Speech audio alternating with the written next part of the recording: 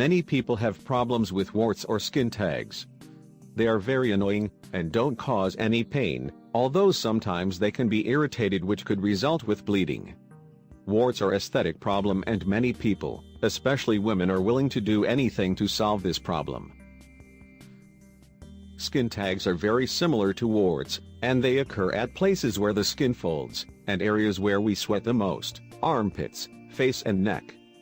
They aren't dangerous for our health, but are very noticeable. We all know about the numerous benefits of apple cider vinegar.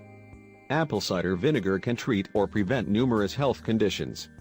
The apple cider vinegar has strong antiviral, antibacterial and antifungal characteristics, which makes it ideal for elimination of warts.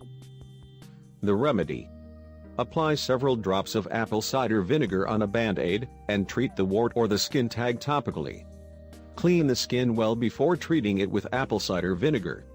Use new band-aid always when cleaning the skin before treating with apple cider vinegar. Do the process well, and you will have positive results in just 5 days. In case you don't achieve the desired results in 5 days, you should continue with the treatment until the wart is eliminated.